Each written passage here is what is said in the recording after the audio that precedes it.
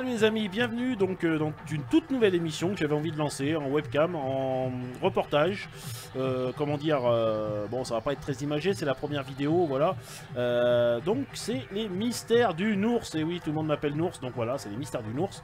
On est parti avec un des mystères que j'ai sélectionné, le tout premier. Donc je vais vous parler de mystères, j'ai acheté, donc j'ai des livres, j'ai des documents sur certains mystères, certaines légendes qui sont très spéciales. Bah écoutez, on va partir dans le Cantal. Donc je vais vous montrer où se situe Apchon dans le Cantal. Vous allez voir, vous me direz ce que vous en pensez. Donc c'est une légende sur un loup-garou. Oui, il y en a qui restent terre à terre comme moi, qui n'y croient pas. Mais bon, ça peut être intéressant d'écouter cette fameuse légende. Donc je vais vous montrer où se situe Apchon. Apchon se situe ici. Donc ici, on voit pas trop bien avec la caméra qui est pourrie, mais bon bref, c'est pas grave. Donc là, vous avez Clermont-Ferrand, là vous avez Apchon, vous avez le Puy-en-Velay qui est là. Donc voilà, Clermont-Ferrand, Apchon, voilà, ça vous donne une petite idée de... Donc ça a l'air vachement bien en plus, il y a une espèce de château là sur un rocher, ça a l'air vachement bien, je sais pas si je vais pas aller y visiter, même si la légende est courte, ça peut être intéressant d'aller voir les paysages et j'aime bien faire justement ce genre de visite. Donc voilà, donc c'est concernant un loup-garou, je vais vous conter donc cette histoire. Bah écoutez, c'est parti, je vais vous parler donc ce fameux loup-garou. Donc cette histoire se passe dans une montagne autour d'un nuit, alors qu'il traversait Bocteau. Donc je sais pas ce que c'est qu'un Bocteau, s'il y en a qui veulent chercher, bah, vous pouvez. Il réussit donc à passer le Bocteau. Le seigneur des lieux fut attaqué par un loup.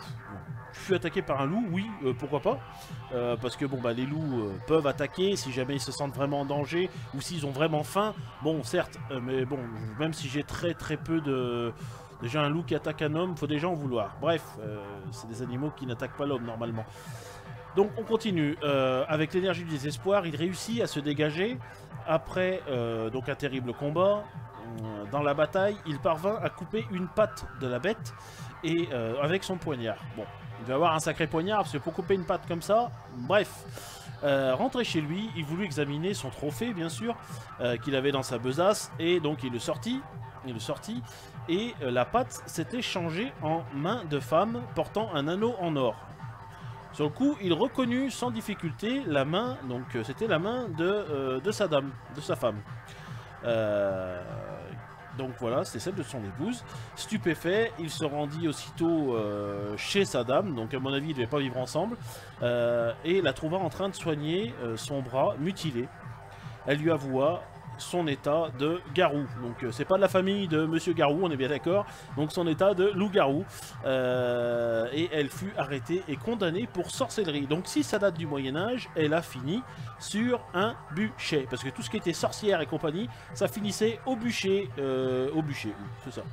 Donc malheureusement, bon, j'espère que c'est juste une légende, hein, les loups-garous, voilà. Il y a eu la bête du Gévaudan, on en parlera aussi dans un prochain reportage, qui est très... Il reste des zones assez sombres dans cette histoire aussi. Mais bon, on va pas partir là-dessus. Ce petit reportage est terminé, c'était pour faire un essai. Donc j'espère que ça vous a plu, et je vous dis à très bientôt les amis, pour un prochain mystère du Nours. Allez, salut à tous, salut